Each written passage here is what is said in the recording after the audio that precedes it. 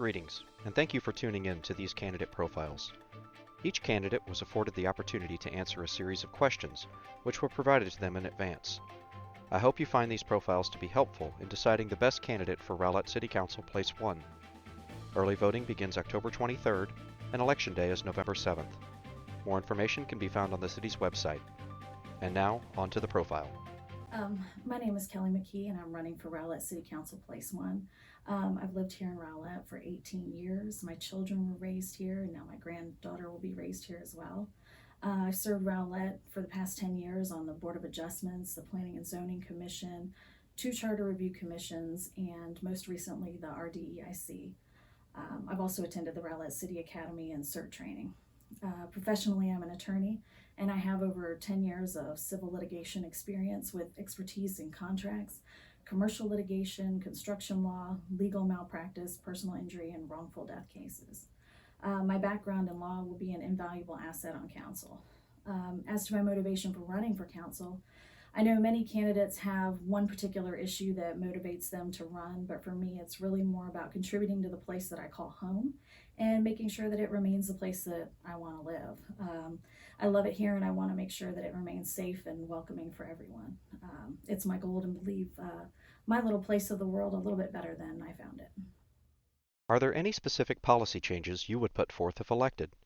If so, please talk specifically but succinctly about those. This was a difficult question in that I wasn't sure if you were referencing general policies or written policies, but one thing that I would really like to change is just the general defeatist attitude that you see sometimes from past councils. It's just always been done that way, or there's just not much we can do about that because we entered into a bad contract 20 years ago, or our hands are tied by this rule or that rule or whatever.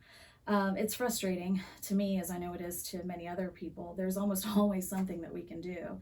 And I would like to investigate those different types of alternative solutions rather than just capitulate and throw your hands up and say there's just nothing we can do. Please talk about each of these topics of housing and what you believe is important for the future of Rowlett. First, would you be in favor of additional multifamily apartments and townhomes, and why or why not? I would not be in favor of additional multifamily housing in the form of apartments at this point. We have a current backlog of projects, and until that's completed, I'd just like to wait and see how that comes out. Once they're complete, we can reassess and see what the needs are at that time. Next, what do you believe is the role of the Rowlett Housing Finance Corporation? The role of the Rowlett Housing Finance Corporation is supposed to be to finance affordable housing in the community, residential developments within the community, meaning there's a separate entity that can independently issue bonds and fund these projects, specifically for lower income housing and senior citizens. The City Council has to approve the creation of the HFC because of the powers that it's granted under the Texas State Code. Council did so in this instance in July of 2017. As you know, the Board of Directors was recently replaced in June. Council found that the HFC was not complying with the Texas Open Meetings Act, was not sharing different bits of information, really important pieces of information with the council. The council found out that there was 2 memorandums of understanding that were approved in relation to 2 projects that were already underway privately, and they had taken them over, large multifamily developments that resulted in about $1.3 million in property tax revenue loss for the city. That's too much power for an independent entity to hold over city funds.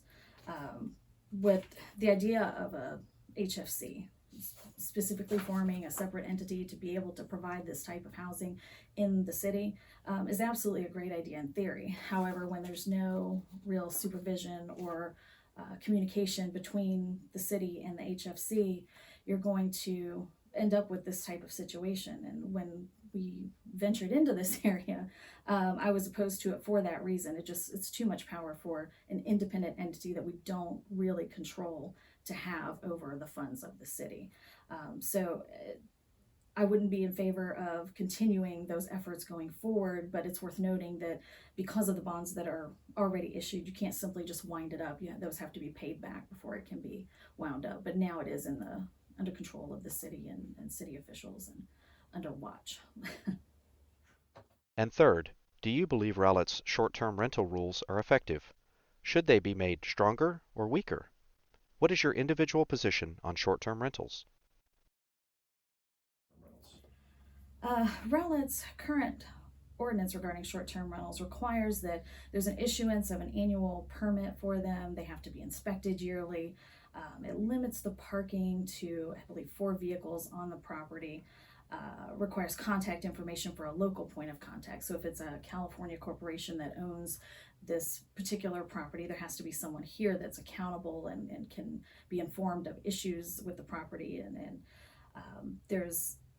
They hold them to compliance with the local ordinances. They have to pay hotel tax similar to hotels, and no advertising can be visible on the outside of the property. It should blend with the neighborhood, and you shouldn't know that it exists outside of, maybe you just see coming and going. You know that that's not your neighbor that used to live there, but now it's a rental property.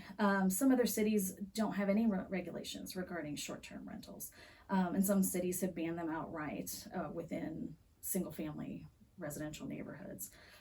Advocates for banning the short-term rentals often say they're bad for neighborhoods, homes, not hotels, that kind of thing. They bring in undesirable elements. There's all these arguments. The argument for no regulations is, about property rights. It's my house. I have the right to do with it as I please. The city of Dallas currently has an ordinance which limits single short-term rentals to specific areas of the city. So it's kind of similar to, just limiting it to single family. You can't have it in single family home zones. The lawsuit was recently filed in relation to that, and it'll be really important in determining how we move forward, whatever that decision is there. The House has also taken up a bill, House Bill 2665, where they're looking into what can be done. Can the state outlaw cities from banning these as a whole? And so we won't know until the result of that legislation and that lawsuit what we can and can't do. Right now, I think that we have a really good middle ground approach in the meantime. You still have your homeowner's right to rent the property as you see fit, but there's regulations in place to try to make sure that there's guidelines and rules and regulations. The only stipulation would be the effectiveness of the rules and whether or not we can properly identify the short-term rentals and enforce the rules. But the middle ground approach is where I tend to lean. Finally, what specific considerations would you give to a rezoning request? Having served 6 years on the Board of Adjustments and the Planning and Zoning Commissions, I have a good understanding of the specific things that I did and will take into consideration when considering a rezoning request. First off, does it substantially conform with the comprehensive plan? The comprehensive plan is the document that lays out the city's intended use, future land use for specific areas of the city, just kind of marked out, this is where we want this to go, this is where we want that, all the remaining land that's open and left to be developed in the city. It's used as a guide going forward. We don't just create a plan, but then actually sticking to the plan is what makes that vision come to life. The next question would be, does it benefit the city and complement the surrounding area? You don't want to put a gas station in the middle of a single family home neighborhood. It doesn't make any sense, but you might agree to a rezoning where it's a slightly denser grouping of single family homes because it would complement the surrounding area, or it would provide a housing mix in that area that is needed. Then you start, once you figure out those two, you start looking at numerous other considerations. Does the project impact traffic? Does it provide enough parking? Does it replace enough trees? Drainage, just all sorts of consideration. Is it in compliance with the form-based code if it's in a form-based code area? The list goes on and on there, but generally the major considerations are, does it comply with the comprehensive plan? And does the proposed project makes sense in the area where it's being proposed. Do you believe departments are appropriately staffed and employees appropriately compensated? Are there any staff positions that should be added or removed? Please elaborate. Can you ever have enough staff or compensate them enough? Probably not. I know that we as a city are struggling to compete with surrounding areas, and we, in some areas, meet market rates, and in some areas, we don't in relation to staffing. One thing that the city has done recently to kind of combat that is the 4-day work week for non-essential city employees. They had to go back and rework it and make sure that the city is staffed, Monday through Friday. But the idea is that it provides, an extra day off for those employees without having to provide additional monetary incentives, which is a great idea. And it's creative. We typically run very lean anyhow when compared to other cities. So I don't know that I couldn't think of any positions that could be eliminated or downsized, but there's plenty of places where we could add staff. I mean, all of the areas you think of right away. Public safety personnel are always needed. It's always if you can add more, add more. One critique we often hear is in relation to the development process, and the friendliness of that to the businesses wanting to come in, the big businesses that we want to come in, big developments, and the hurdles that they have to jump through to get here. And I know that we're in the process of the Recode Rowlett initiative, which will make that a little bit easier for those businesses. The project will update the development regulations and unify the Rowlett development code and the form-based code, so that'll be a little bit easier to navigate. And just uncomplicate that piece of the zoning. What is this project? Where does it fit? Having two separate processes for two separate zoning, it'll simplify all of that and make the development process more friendly. So additional staff in that area would probably also help move that along and move that through. Given the state of flux regarding home values and property tax rates around the area, would you strive to lower the tax rate if elected? And if so, what steps would need to be taken to accomplish this? Of course, the answer is yes. No one wants to pay more taxes. I would absolutely strive to lower property tax rates, but I also know that it may not be possible right away, considering all of the issues that are currently affecting those rates. Texas, just as a whole, has been experiencing housing shortages. Builders can't meet the demand. Lots of things played into that. People coming in from other states, COVID supply chain issues, increased cost of materials, all of that has slowed building, which has raised the price of houses, which will raise the price of the taxes. It's caused historic rises in property tax rates here in Texas. Normally, we just kind of trudge along, and they've shot up, as everybody knows. That's beginning to adjust, and it's beginning to come down. As it does, property tax assessments will ease up and provide a little relief to homeowners.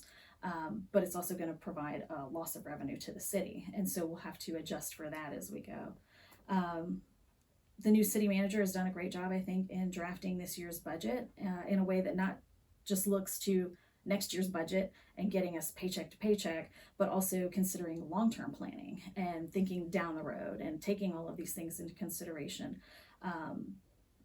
Planning to avoid any long-term shortfalls that might need to be met. Anticipating those kinds of changes is crucial in the effective planning and the ability to reduce taxes going forward. If, even despite our best efforts and planning, we were still to experience a shortfall, we would obviously need to implement budget cuts or increase taxes, or perhaps a combination of both. Just as, with your regular household budget, if you have to meet those needs, the money has to come from somewhere. However, I'm hopeful that those reductions in revenue would not cause a need for an increase in the tax rate and perhaps justify a reduction. Residents of Rowlett recently approved passage of $76.3 million in facilities bonds in May 2023, with additional CIP projects being discussed for a May 2024 bond election. Are you in favor of a 2024 bond election? And if so, what items that are being considered by the CIP task force do you believe are critical? I am in favor of a 2024 bond election. The projects currently being considered by the CIP task force, the Capital Improvement Project Task Force, greatly exceed the $63 million in bonding capacity that we have currently. The $63 million meaning we can take on $63 million of new debt as $63 million worth of old debt rolls off, so it doesn't account for a tax increase to the taxpayers. Streets and alleys alone account for over $100 million of that, the proposed projects that have been proposed to the Capital Investment Project Task Force. I mean, it's overwhelming, the streets and alleys that need repaired. The other projects that are being considered right now are parks and recreation projects and public safety renovation projects. The public safety renovation projects are a much smaller amount. If I remember correctly, they were about $4 or $5 million proposed. But a few of the projects stand out. Streets and alleys will always be a priority, probably for everyone. I mean, you're in and out all day, every day. You pay taxes, you want somebody to fix your roads.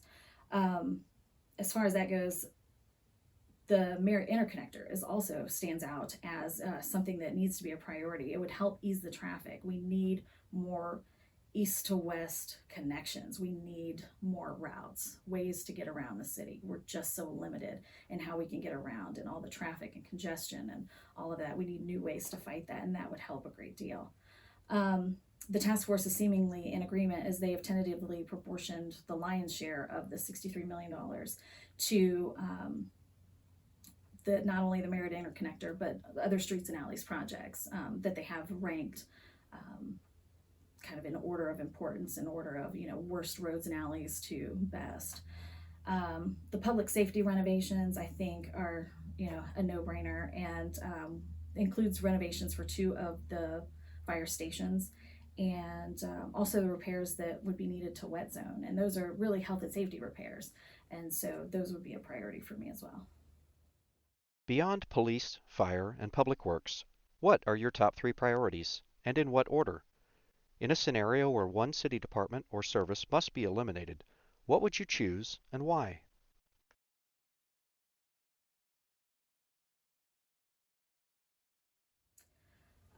My top 3 priorities are traffic and congestion in the city, becoming a member city of the North Texas Municipal Water District, and providing additional resources to our public safety personnel. Not just throwing money at fire and police generally, but specifically to the mental health care in relation to the public safety personnel. Traffic, I mean, we all experience it every day. It's grown exponentially. If you're on the Eastern Peninsula, it's absolutely a nightmare to get around the city right now. We just have projects everywhere. There's projects at Chisa Miller. There's the 30 project going on. I mean, there's just so much going on all at once. It's hard to get around. We also need to work on the timing of the lights in the city. I mean, we learned recently that the timing of the lights is run on floppy disk, and that obviously needs to be updated. That obviously should be a huge priority that we need to get done. That would help move traffic through the city, move that flow better, less congestion, still be as much traffic, but it will feel like less traffic because you'll be moving people through in a more organized way. I would also like to work on procedures to schedule these projects, perhaps in a more deliberate and considerate fashion. Like I said, in the east side, we have probably 4 major projects going on right now. Some days you can't get in and out. It's just terrible. There just got to be a better way to look at it and go, I know we need to do this. I know this is really important, but we've got to wait the 12 weeks until this one's complete so we restart this one. As otherwise it's chaos over there right now. Second, obviously transitioning Rowlett to become a member city of the North Texas Municipal Water District is important. Former council member Brian Gallawardi has kind of spearheaded that, and continuing that with my legal background I think would be a great place to start. Finally, mental health resources for first responders. I know the question is saying that we shouldn't talk about police and fire, but this is more about resources specifically for the public safety personnel in relation to their mental health. Chief Howard and Chief Denning have done a wonderful job in creating an environment where People want to work and feel supported in doing so. Talked to Chief Denning quite a bit about all of this. One of the things that I want to focus on is providing more resources in relation to caring for the mental health of all the public safety personnel. These people often meet with citizens experiencing their absolute worst day, and that can cause trauma to the public safety personnel themselves. It seems obvious, but making sure that they're at their best is utmost importance to us. I will work to provide more resources specifically relating to community policing, the crisis assistance team, and mental health programs. Working to ensure that they stay safe and healthy should be an obvious priority. My son is an EMT. He works as a parent. He's working on becoming a paramedic, and this issue is close to home for me. So providing more resources to the crisis assistance team would also help ensure that officers have the tools that they need to help our neighbors who are in crisis. Sometimes they don't need a police officer to show up. They need some other kind of help. And we have a team that does that and will help them. And more of that would, I think, benefit us as a whole, as a city. As for cutting a specific department, I'm grateful that this is strictly a hypothetical question and that we're not forced to do this, and this is not something that we need to do in the foreseeable future. But for the sake of the question, if one department had to be cut, presumably for budgetary concerns, I would have to scale back parks and recreation. Just like with your household budget, you have to pay bills and you have to make sure that the lights are on. Before you can provide any of the fun extra stuff. I mean, you have to eat, you have to pay rent, you have to pay your lights. So that would be where I would scale back. But thankfully we're not actually faced with that scenario.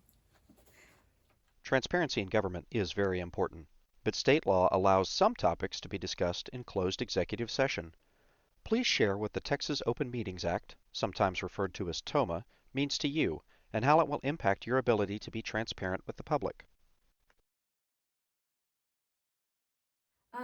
As an attorney, I completely understand the need for executive sessions when counsel need to seek legal advice from the city attorney. I mean, I also understand the sanctity of that relationship. I've been complying with the Texas Open Meetings Act for 10 years now. Avoiding a quorum outside of a meeting, making sure that you don't hit reply all to an email, making sure that you don't create an accidental quorum on Facebook replying to someone's question or query. And I have been, and I always will be, as transparent as I can be without violating the rules. Public information will always be freely shared, and it's important that we do that. But just as in my professional life, I understand the importance of limited information being held confidential and protected by the attorney-client privilege. I would absolutely balance that with the understanding that we need to share as much as possible and be as transparent as possible with the public. Local government in Texas is designed to be nonpartisan. If elected, how will you set aside any party line positions you might have to represent all of Rowlett, residents, businesses, and guests, on the local, regional, and state and federal levels? Thinking about and debating issues from both sides is baked into my decision-making process. It's critical to what I do every day as an attorney, and it's critical to consider both sides in informing my own arguments. That directly carries over to what I will do on council. I have the ability to analyze issues from both sides, from as close to a neutral position as you can be. We all carry some sort of innate bias, but as close as you can be. I do not believe that my own personal beliefs should be held by everyone else or should be forced upon everyone else. I believe in the Constitution and the ideals set forth within it. I don't believe that the majority of decisions on council are necessarily partisan to begin with. And I know that I have the ability to rationally and fairly look at these issues and analyze them, come to a conclusion where I can set aside my own personal feelings on an issue. My campaign team, like everybody that's helping me and working with me, is probably half Democrat, half Republican. So I do that now. I've gone to Republican events and Democrat events in preparing for all of this and talked to everybody on both sides. The same with my friends outside of the campaign, probably the same, half Democrat, half Republican. I enjoy the exchange of ideas. I enjoy the dialogue, the debate. That's how you learn. That's how you grow.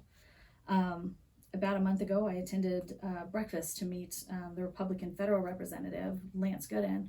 And I just attended an event the other day where Democratic State Representative Retta Bowers was present. I enjoyed both of the events, and I look forward to working with both Republican and Democrat state and federal officials for the betterment of Rowlett. City Council is a bigger job than many realize. How many hours per week do you anticipate spending on city business? Are you committed to serving the remainder of this unexpired term? Under what circumstances might you consider resigning? I anticipate that it'll be very similar to the time that I've spent so far during my campaign. I've attended at least one meeting or event almost every day since I began, and sometimes 2 or 3 or 4 in a day, including Saturdays and Sundays. I know you know that because I've become City Council's new tag-along member. Everywhere you are, there I am. I took a lot of time in deliberating exactly that. Do I have time to do this? Do I have the ability to attend meetings during the day, in the evening, and all of that? I'm very fortunate that I work for an employer who understands my passion for this and the enjoyment that I get from it. And we talked about it, and he says, "Go, do. We'll deal with the rest." He knows I'll work at 2 o'clock in the morning if I have to, or whatever we need to do on this, or work or city work. Either way, I do that now.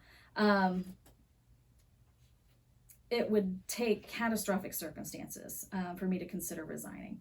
I'm one of those people who really thrive when I'm challenged and busy and going, and when I'm just probably a little bit too busy.